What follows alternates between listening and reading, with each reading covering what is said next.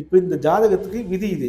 அப்ப விதி விலக்குன்னு எடுக்கும்போது என்ன எடுக்கலாம்னா, இந்த ஜாதகிக்கு ஜாதகனுக்கோ வரப்போற வரன் ஏதாவது ஒரு குறைபாடு இருக்கணும் அவர்ட்ட. இல்ல நல்ல ஒரு பையன கட்டி வைக்கிறீங்கன்னு வச்சுங்களேன், ஒரு குறுகிய காலத்துல அந்த பையனுக்கோ, பொண்ணுக்கோ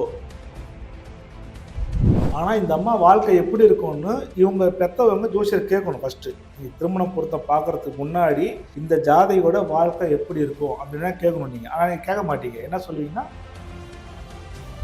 எத்தனை ஜாதகம் எடுத்துருவாங்க ஒரே வாரம் சொல்லுமா உங்க பொண்ணுக்கு நல்ல வரணும் கிடையாது, உங்க மகனுக்கு நல்ல வரணும் கிடையாது, அதனால கொஞ்சம் அனுசரிச்சு ஒரு இந்த மாதிரி விஷயத்தை பார்த்து பண்ணீங்க.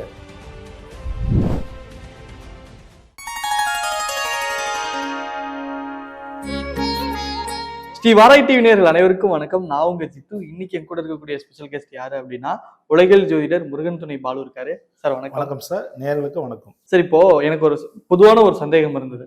நல்ல நேரம் பார்த்து கல்யாணம் முடிக்கிறதா இருக்கட்டும், தொழிலா இருக்கட்டும், நம்ம எந்த ஒரு விஷயத்துல புதுசா ஒரு பொருள் வாங்கினாவே நல்ல நேரத்துல பார்த்து வாங்கணும் அப்படின்னு எல்லாருமே யோசிக்கிறது உண்டு. ஆனா நல்ல நேரத்துல பார்த்து ஒரு சில கல்யாணங்கள் வந்து ஃபெயிலியராகவும் போயிருக்கு. தொழில் பாத்தீங்க அப்படின்னா லாபம் வரும்னு பார்த்தா லாபம் இல்லாம நட்டத்துல போனது இருக்கு. ஆனா நல்ல நேரத்துல பண்ணா அது சரியா தானே போகணும். நீங்க ஜோதிட அடிப்படையில பார்த்தா இப்படி நடக்குன்னு சொல்றீங்க. அப்ப நல்ல நேரத்துல பண்றது மட்டும் ஏன் மிஸ் ஆகுது? அதுக்கு என்ன காரணமா இருக்கு சார்? காரணம் சூப்பர் கேள்வி. ஏன்னா இப்ப எல்லாருமே பொருத்தம் பார்த்து கல்யாணம் பண்றோம், நல்ல நேரம் பார்த்து தான் திருமணம் பண்றோம், ஒரு நல்ல நேரம் பார்த்து தான் நம்ம கடை திறக்கிறோம். இது வந்து பொதுவான விதி. எல்லாரும் செய்யற விஷயம். எல்லா மொழிக்காரனும் எல்லா மதக்காரனும் பண்றாங்க. இது அவங்க இடத்துக்கு ஏற்ற மாதிரி விஷயம் பண்றாங்க. இது ஏன் நடக்குது அப்படின்றது நிறைய பேர் தெரியாது. எல்லாரும் என்ன சொல்லுவாங்கன்னா, ஒரு டிவோர்ஸ் ஆயிடுச்சு, இல்லை குழந்தை பொண்ணு நான் சொல்லுவாங்க, நான் நல்ல நேரம் பார்த்தா திருமணம் பண்ணணும், இது ஏன் வாழ்க்கை போச்சுங்க.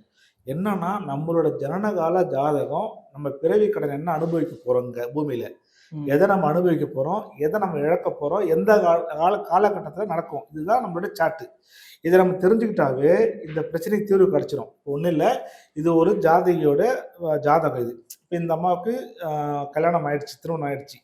ஆனால் இந்த அம்மா வாழ்க்கை எப்படி இருக்கும்னு இவங்க பெத்தவங்க ஜோசியர் கேட்கணும் ஃபர்ஸ்ட்டு. நீ திருமணம் பொருத்தம் பார்க்கறதுக்கு முன்னாடி இந்த ஜாதகியோட வாழ்க்கை எப்படி இருக்கும் அப்படின்னா கேட்கணும் நீங்கள். ஆனால் நீங்கள் கேட்க மாட்டீங்க. என்ன சொல்லுவீங்கன்னா, பொருத்தம் இருக்கா? நீங்கள் கேட்குற கேள்வி பொருத்தம் தான் கேட்பீங்க. அவர் என்ன பண்ணாரு, 10 பொருத்தம் இருக்குது, 9 பொருத்தம் இருக்குது, 7 பொருத்தம் சொல்லி கொடுத்துருவாரு. நீங்களும் ஜோசி சொல்லிட்டாரு பொருத்தம் தான் ஆகா கூட நீங்கள் கல்யாணம் பண்ணிடுவீங்க. ஆனால் இந்த பொண்ணு எதுக்காக இந்த பூமியில பிறந்திருக்குது? ஒரு நட்சத்திரக்காரர்களும் ஒவ்வொரு ஜாதகர்களும் தங்களுடைய கருமாவை கழிப்பதற்கான பூமியை ஜனிக்கிறாங்க.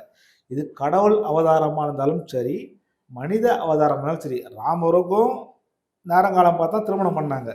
மனுஷன் எங்கே போனார்? குடும்பத்தை பிரிஞ்சு காட்டுக்கு போனார். புள்ள ஒரு ரூட்டில் இருக்கிறாரு, பொண்டாட்டி ஒரு ரூட்டில் இருக்குது, இவர் ஒரு ரூட்டில். அப்போ அவருக்கு திருமணம் பண்ண வச்ச ஆளுக்கு தெரியாதா? கரெக்ட். அப்போ அவர் தேதி குறிக்கும்போது சொல்லுவாங்கண்ணே சொல்லிருக்கணும்ல. கரெக்ட். ராமர் குடும்பம் பிரியணும். நல்ல நேரம் பார்த்தா நீ கல்யாணம் பண்ணி வச்சிங்க, பெரிய முனிவர் தான் கல்யாணம் பண்ணி வச்சிங்க. ஏன் நடந்தது? 14 வருஷம் வனவாசம் ஏன் நடந்தது? அப்ப நல்ல நேரம் பார்த்து நல்ல முகூர்த்தம் பார்த்து திருமணம் பண்ண ராமருக்கும் அந்த கதினா, அவர் மண்ணுல பிறக்கணும், ஒரு பத்தினியை திருமணம் பண்ணணும், அவரும் பத்தினியா இருக்கணும், அந்த குடும்பம் பிரியணுன்றது விதி. நீ ராவுகாட்டில் எம்மகாட்டில் கல்யாணம்னா அது நடக்கும். அது அதே மாதிரிதான் நம்மளோட ஜாதகம். இப்ப இந்த ஜாதகர் வந்து திருமணம் ஆயிடுச்சு, ஆனா வாழ்க்கை சந்தோஷமா இல்லை. ஏன் சந்தோஷமா இல்லை? நீங்க 10 பொருத்தம் இல்லை, 100 பொருத்தம் பார்த்தாலும் இந்த அம்மாவுடைய தலையெழுத்து நிம்மதியா வாழக்கூடாதுன்றதான் அமைப்பு. அதாவது தன்னுடைய கணவரோட தனது குழந்தையோட சேர்ந்து வாழக்கூடிய பாக்கியம் இந்த ஜாதகிக்கு இல்லை. அப்ப இல்லைன்னுங்கும் போது நீ என்னதான் நீங்க சல்லடை போட்டு தொலைவனாலும் நல்ல ஒரு வரன் கிடைக்காது. இப்ப 10 பொருத்தம் பார்க்கலாம் வேணாமா? நீங்க உங்க முடிவை தெரிஞ்சுக்கிட்டீங்க. இந்த ஜாதகி எப்படி வாழ்வான்றத தெரிஞ்சுக்கிட்டீங்க. தெரிஞ்சுக்கிற போது நீங்க உலகத்துல 7 லோகத்துல போய் தேடினாலும் வாய்ப்பு இல்லை ராசான்ற மாதிரி தான். ஓகேல, நம்ம வந்து ஒரு காமெடியா சொல்றோம், ஆனா அந்த ஜாதகியோடைய குடும்பம் எவ்வளவு பயப்படும், மனசு வருத்தப்படும். இப்ப ஏன் காரணம்? அப்ப இந்த லக்னம் வந்து மேஷ லக்னம். இந்த மேஷ லக்னத்துக்கு கலசரக்காரன் அப்படின்னு சொல்லக்கூடிய ஆள் யாருன்னா சுக்கிர பகவான். இந்த 7ஆம் வீட்டை சனி பகவான் பார்ப்பது ஒரு குற்றம். இந்த சனி நீச்சம் ஆயிட்டாரு. இந்த லக்னத்துக்கு 11 கூடியவர், அதாவது முதல் திருமணத்தையும் காலி பண்ணிடுறாரு, இரண்டாவது திருமணத்தையும் காலி பண்ணிடுறாரு. அப்போ 7, 8, 9, 10 அப்போ இந்த சனி பகவான் லக்னத்துல இருந்து அந்த லக்னக்காரரையும் ஸ்பாயில் பண்ணிடுறாரு, நீச்சமாயிட்டு. அப்போ லக்னக்காரரு க்ளோஸ், அவருக்கு உயிர் மட்டும் தான் இருக்கு, மிச்சம் எல்லாத்தையும் உருவிட்டாங்க மாதிரி. அவரோடைய பார்ட்னராக வரக்கூடிய பொண்டாட்டியோ புருஷனோ அதையும் பார்த்துட்டாரு. ஸோ அந்த பாவகமும் காலி ஆயிடுச்சு. அந்த பாவகத்துக்கு காரகமான சுக்கிரனையும் பார்த்துருச்சு. ஏறக்குறைய இந்த சனி பகவான் 3 பேரையும் கெடுத்துடுறாரு. அப்படிங்கும்போது இந்த ஜாதகரோ ஜாதகிக்கு வரக்கூடிய கணவனோ மனைவியோ கூட சேர்ந்து வாழக்கூடாதுன்றது எழுதப்பட்ட விதி. ஓகே. அப்போ இந்த எழுதப்பட்ட விதியில நீங்க நல்ல நேரம் பார்த்து கல்யாணம் பண்ணா என்ன, கல்யாணம் பண்ணா என்ன, எப்படினாலும் இதுதான் விஷயம்னு தெரிஞ்சு போச்சு. அப்போ இந்த முடிவை நீங்க முன்கூட்டியே தெரிஞ்சுக்கிட்டீங்கன்னா இதுக்கு ஏத்த மாதிரி விஷயத்த பண்ணலாம். ஆமா, இதுக்கு என்னன்னா சார் நீங்க அழகா ஒரு விஷயம் சொன்னீங்க, இது முன்கூட்டியே தெரிஞ்சுன்னா இதுக்கு ஏத்த மாதிரி ஒரு விஷயம் பண்ணலாம் நீங்க சொன்னீங்க. ஆமா, என்ன மாதிரியான விஷயம் பண்ணலாம்? சூப்பர். இப்போ இதான் விஷயம் என்னன்னா, இப்ப ராமர் சீதையை காட்டுல இலங்கைக்கு போனாலும் அங்க கை கொடுக்கறதுக்கு ஒரு ஹனுமான்ற ஒருத்தர் வர்றாரு, நண்பர் வராரு. ஆமா, ஹனுமான் மூலியமா தான் சீதையை அடையிறாங்க, காப்பாத்தி கொண்டு வராங்க. இது நம்ம படிச்ச இதிகாசம். அதே மாதிரி ஒரு ஜாதகத்துல எங்கேயா ஒரு இடத்துல நம்ம ஒரு லூப் இருக்கும், அதை பிடிச்சி நம்ம வெளியே வந்துடலாம். ஓகேங்களா? இப்போ ஒரு பேச்சுக்கு இந்த ஜாதகரோ முதல் தாரமும் பாதிச்சிருச்சு, 2ஆம் தாரமும் பாதிச்சிருச்சு, தாய் ஸ்தானமும் பாதிச்சிருச்சு, தந்தை ஸ்தானமும் பாதிச்சிருச்சு. அப்போ இந்த பொண்ணு எந்த வாழ்க்கையை அனுபவிக்குதோ அதே வாழ்க்கையை தான் அது தன்னோட தாயும் அனுபவிக்கின்றது விதி. ஓகே. அப்போ தன்னுடைய தந்தையும் இருப்பாரு, அவரால் பிரயோஜனம் கிடையாது இந்த ஜாதகிக்கு. அப்போ தாய் இருப்பாங்க, அவங்களும் ஹெல்த்தியா இருக்க மாட்டாங்க. இப்ப இந்த ஸ்தானத்துக்கு 4ஆம் வீடு தான் தாய் ஸ்தானம். இந்த தாய் ஸ்தானம்ன்றது கடக வீடா வருவாரு. இந்த கடக வீட்டுக்குரிய சந்திர பகவான் தன்னுடைய ஸ்தானத்துக்கு பாதக ஸ்தானத்துல உச்சம் அடையுது. ஆக தாயும் நல்லா இருக்க மாட்டாங்க, இந்த ஜாதகரும் நல்லா இருக்க மாட்டாரு, இந்த ஜாதகோட தந்தையும் நல்லா இருக்க மாட்டான்றது விதியாகி போச்சு. அப்ப எப்படின்னா, இந்த வாழ்க்கையா பிறந்தோம் அப்படிதான் தோணும் எல்லாருக்குமே. இப்ப கல்யாணம் பண்றோம், புருஷனோட சந்தோஷமாகணும், பொன்னாடியோட சந்தோஷமாகணும், குழந்தை பெற்றோம், வீடு வாங்கணும், கார் வாங்கணும், 4 டூர் போகணும். இது இயல்பா எல்லாரும் நடிக்கக்கூடிய விஷயங்கள். அதுக்கு ஜாதகம் ஒத்துழைச்சுதான் முடியும். ஓகேங்களா? இப்ப இந்த ஜாதகத்துக்கு விதி இது. அப்ப விதி விலக்குன்னு எடுக்கும்போது என்ன எடுக்கலாம் அப்படின்னா, இந்த ஜாதகிக்கு ஜாதகனுக்கோ வரப்போற வரன் ஏதாவது ஒரு குறைபாடு இருக்கணும் இடத்துல. அது குறைபாடு மீன்ஸ் உடல் குறைபாடு சம்பந்தப்பட்ட விஷயம். ஓகேங்களா? அப்ப ஏதாவது ஒரு வகையில உடல் குறைபாடு உள்ள ஒரு பையனை திருமணம் பண்ணும்போதோ பொண்ணை திருமணம் பண்ணும்போதோ இதுல விதி விலக்கு கிடைக்கும். ஏன் நிவர்த்தி கிடைக்கும்னா ஜாதகத்திலே அதுக்குள்ள வழி இருக்கணும். இப்ப இந்த குரு 11ஆம் வீட்டுல இருந்து 7ஆம் வீட்டை பார்த்துட்டாரு, அதாவது தன்னுடைய பார்ட்னரை கணவனோ கனவி ஸ்தானத்தை பார்க்கும்போது அப்போ கணவர் வருவாரு, மனைவி வருவாங்க, அதுல ஒரு குறையை கொடுத்தாரு அப்படின்னா இங்க நிவர்த்தி ஆயிடும் ஆட்டோமேட்டிக்காவே. அப்போ இவங்க இந்த குடும்பத்துல எந்த பிரச்சனையுமே இல்லாம சுமூகமா ஒரு வாழ்க்கையை வாழ்வாங்க. இல்ல நல்ல ஒரு பையனை கட்டி வைக்கிறீங்கன்னு வச்சுங்களேன், ஒரு குறுகிய காலத்துல அந்த பையனுக்கோ பொண்ணுக்கோ நிறைய பார்த்துருப்பீங்க, விபத்துல உறுப்பு இழக்கிறது. ஆமா, நிறைய பார்த்துருப்பீங்க. சின்ன ஒரு 20 வயசுல உறுப்பு கை கால் விபத்துல போறது, இதெல்லாம் நம்ம நிறைய பார்க்குறோம். காரணம் என்னன்னா இதுதான் அது.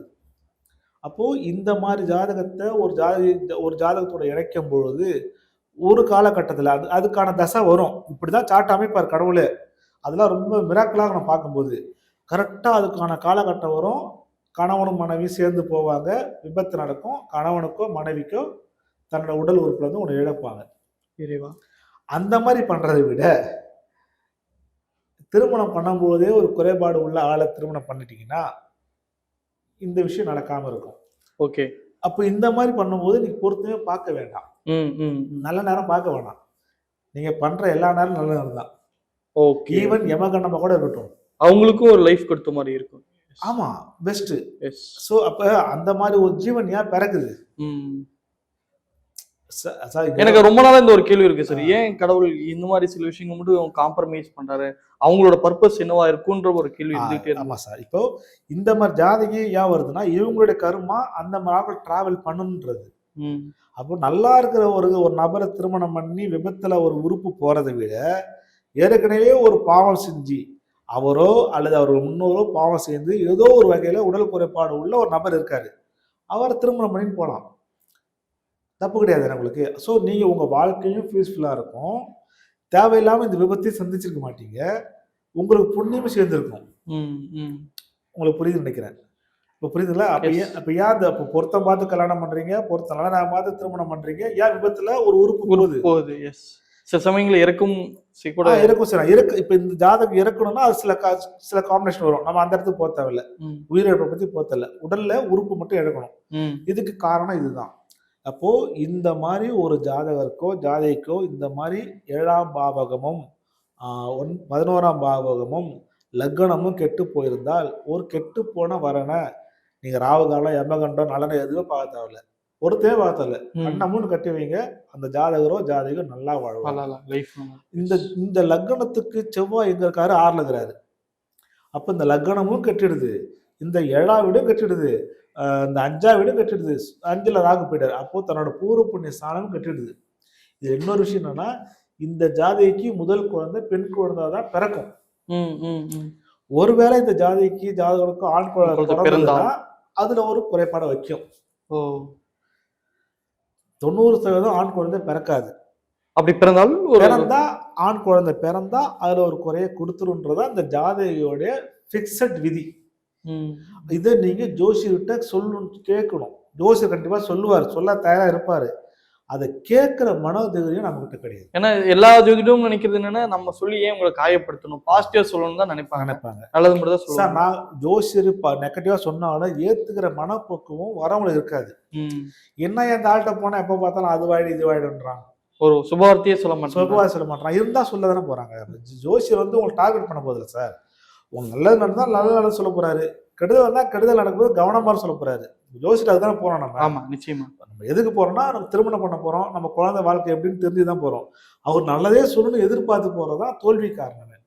ஐயா உள்ளதை சொல்லுங்க ஐயா, அதுக்கு நான் என்ன தயார் பண்ணிக்கிறேன். ஐயா இன்னைக்கு போர் நடக்குது உலகத்துல. ஆமா, இன்னைக்கு போர் நடக்குது. இதை நம்ம காப்பாற்ற முடியாது, பரிகாரம் பண்ணி சரி பண்ண முடியாது. இதுக்கு நம்ம தயாராகணும். இதுதான் புத்திசாலித்தனம். ஓகேங்களா? அதுதான் கரெக்டும் கூட. அதுங்களா? இப்ப யாகம் வளர்க்கறனாலேயோ இல்ல கோவிலுக்கு போனாலேயோ ட்ரம்ப் மைண்ட் மாற போறது கிடையாது. அதே மாதிரி இந்த ஜாதகையை பற்றிய முழு விவரம் நம்மளோட குழந்தைகளோட ஜாதகத்தை பாருங்க. அதுக்கு கலத்திர ஸ்தானம் எப்படி இருக்குது, அவங்களோட குழந்தை ஸ்தானம் எப்படி இருக்குது, தனக்கு வரப்போற கணவர் ஸ்தானம் எப்படின்னு பார்த்துங்க. நல்லபடியா இருந்தா சந்தோஷமா இருங்க. ஒரு கெட்டு போயிருந்தா ஒரு கெட்டு போனவரான சேர்த்துங்க. அப்ப நம்ம முன்கூட்டியே நம்ம ஜாதகத்தை பொருத்தம் பார்க்கறதுக்கு முன்னாடி, சில பேர் பொருத்தம் பார்க்க வருவான் சார் நம்மகிட்ட. நான் பொருத்தம் பார்க்க மாட்டேன்.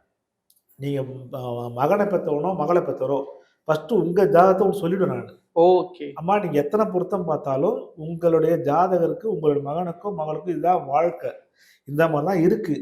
இதுக்கு ஓகேனா பொருத்தம் பாருங்க, இல்லைன்னா என்கிட்ட பொருத்தம் பார்க்க சொல்லி அனுப்பிச்சிடுறேன். நான் நீங்க எத்தனை பொருத்தம் பார்த்தாலும் இதுதான் விதி. நீ என்ன நல்ல நேரம் பார்த்தாலும் இதுதான் விதி. அப்படிங்கும்போது நான் எதுக்கு பொருத்தம் பார்த்து உங்களோட நேரத்தை வேஸ்ட் பண்ணணும்? ஓகே, எத்தனை ஜாதகம் எடுத்துருவாங்க, ஒரே சொல்ல அம்மா உங்க பொண்ணுக்கு நல்ல வரணும் கிடையாது, உங்க மகனுக்கு நல்ல வரணும் கிடையாது, அதனால கொஞ்சம் அனுசரிச்சு ஒரு இந்த மாதிரி விஷயத்த பார்த்து பண்ணீங்க. இல்லை என் பொண்ணு அவ்வளோ படிச்சிருக்குது, என் பையன் அவ்வளோ படிச்சிருக்கானா, உனக்கு படிப்பு தான் நல்லாவது படிச்சிட்டாரு, இங்க கலசானம் கெட்டு போயிடுச்சு. இல்ல நிச்சயமா படிப்பு தான் நல்லா படிச்சிட்டாரு, அழகா இருக்காங்க, அதெல்லாம் வாழ்ந்து வரோம். நீ நல்லா வாழ்க்கை அனுபவிக்கூடாதுன்னு வர இருக்குல்ல, இதை ஏத்துலையா அதை ஏத்துக்க மாட்டீங்க. பாசிட்டிவ்ஸ் எந்த அளவுக்கு ஏத்துக்கிறோமோ அது மாதிரி நெகட்டிவ்ஸ். என் பொண்ணு MBA படிச்சிருக்கட்டும், படிப்பு தான் நல்லா இது படிச்சுட்டாங்க, அவங்க டபுள் டிகிரி வாங்கணும் தலையெழுத்து வாங்கிட்டீங்க, ஆனா குடும்பம் நல்லா இல்லையே. கரெக்ட். ஒரு தமிழ்நாட்டில் ஒரு முக்கிய ஒரு ஆளு, அவரோட மகள் ஜாதகம் பார்க்குறோம். ஐயா உங்களோட மகளுக்கு இந்த மாதிரி வாழ்க்கை தான் இருக்குது, தப்பா எடுத்துக்காதீங்க, உங்க மகள் வந்து இப்படிதான் வாழணும், இப்படிதான் இருக்கு, இதை மாற்ற முடியாதுன்ற. சுவாமி நீங்க பரிகாரம் சொல்லுன்றாங்க. ஐயா இது வாங்கினதை வரோம், இதை மாற்றலாம் முடியாது, உங்களை நான் ஏமாத்த விரும்பல, இதுக்கேத்தா போல் நீங்க உங்க மனசை மாத்திக்கிங்க. இல்ல என்னோட அந்தஸ்து அந்த மாதிரி இருக்குது, நான் என்ன பண்றது, நீங்க அந்தஸ்தா வாழ்றது விதி, உங்களுக்கு அந்தஸ்து இல்லாத மாப்பிள்ளை வரும்ன்றது விதி. ஓகே ஓகே ஓகேங்களா? ஆனா நீங்க சொல்லும்போது ஒண்ணு புரியுது, இதனால பரிகாரம் பண்ணி மாத்த முடியாதுன்றது ஒண்ணு. அது என்னால சார் இன்னைக்கு எத்தனையோ பிராமணனுடைய மகனை பாதிச்சிருக்கான் சார். இன்னைக்கு பெரிய யாகம் பண்றாங்க சார், அஸ்வத்தாம ஏகப்பட்ட யாகம் பண்றாங்க, அவங்க மகளோ திருமணம் ஆகல, யாகம் பண்ற ஐயருக்கே திருமணம் ஆகல. யாரும் குறை சொல்லல, உண்மைதான். இங்க விதியை மாத்துறதுலாம் நம்ம எல்லாம் கடவுள் எல்லாம் கிடையாது ஐயா. நல்லா தெரிஞ்சுங்க, நம்ம blood group A1 பாசிட்டிவ்னா A1 positive தான், அதை ஓ பாசிட்டிவா மாத்த மாத்த முடியுமா? முடியுமா? முடியாது, வாய்ப்பு இல்லை. எந்த கோயில் வேணா மாற சொல்லலாம், மாத்திக்கிறேன். வேலிடான அப்போ யாரா வேணா இருந்து போனீங்க, நீங்க உலகத்திலே மிக சிறந்த ஜோதிடரோட இருந்துங்க, உங்களுக்கு அந்த அமைப்பு இருந்தா மட்டும் தான் அனுபவிக்க முடியும். இங்க கிரகங்களை மிஞ்சி யாருமே கிடையாது. ஓகே. ஈசனே பூமியில பிறந்தாலும் பொண்டாயிட்டு அடி வாங்கினா அடி வாங்கணும். நிச்சயமா. ஸோ எல்லாமே இங்க விதி. இங்க எல்லாமே கிரகத்தின் அடிப்படையில் தான் நடக்கும். இப்போ இயேசு பிரபு நினைச்சிருந்தா ஒரு 150 வருஷம் வாழ்ந்துருக்கலாம்ல. எதுக்கு தன்னோட 28 வயசுல சிறுவையில் இறந்து மரணிக்கணும்? மரணிச்சு 3ஆம் நாள் எதுக்கு வரணும்? இங்க எல்லாமே பூமியில பிறக்கிற ஒவ்வொரு ஜீவனுக்கும் ஒவ்வொரு கர்மா இருக்கு. அதே மாதிரி இங்க எல்லாருமே நம்ம கர்மாவை அனுபவிச்சு தான் இறக்கணுன்றது விதி. நீ கோயிலுக்கு நான் கூட சொல்லுவோம், ஒரு ஆறுதல் சொல்லி அனுப்பணும் சார். ஒரு பாசிட்டிவ் எனர்ஜி நம்ம கிரியேட் பண்றது. எஸ். அதனால இப்ப இங்க இருக்கிற சனி தூக்கி போட முடியாது பரிகாரம் பண்ணி. இப்ப இங்க இருக்கிற சனி வந்து இங்க வந்துட்டாருன்னா பிரச்சனை சால்வ். இப்ப என்ன பரிகாரம் பண்ணா அந்த சனி பகவான் பேக்ல வருவாரு, இல்ல சனி பகவான் இங்க போகணும். அப்ப இந்த சொல்யூஷன் எல்லாம் சால்வ் ஆயிடும். என்ன பரிகாரம் பண்ண முடியும்? ஒண்ணு முடியாது. அப்ப இதுதான், நீ எந்த பரிகாரம் பண்ணியும் உங்க பிளட் குரூப்பை மாற்ற முடியாது. எந்த அளவுக்கு உண்மையோ அந்த அளவுக்கு உண்மை உங்க கர்மாவை நீங்க அனுபவிக்க போறீங்க. பரிகாரத்தால நடக்க முடியாது. நீங்க சார் நிறைய சேலஞ்ச் எல்லாம் பண்றாங்க சார், நான் பரிகாரத்துல மாத்துறேன்னு. ஓகேங்களா, அதெல்லாம் வந்து நம்ம அதுக்குள்ள போக தேவையில்ல. அப்படி மாத்தணும்னு இருந்துன்னா எல்லாருமே சந்தோஷமா வாழலாம். ஆமா, அவனுக்கு ஏத்த மாதிரி டிசைன் பண்ணிக்கலாம். சூப்பர். ஆக இதுதான் உங்க மகனுக்கோ மகளுக்கோ நீங்க பொருத்தம் பார்க்கணும் ஆரம்பிக்கும் போது பொருத்தத்தை ஃபர்ஸ்ட் எடுத்து வச்சிருங்க.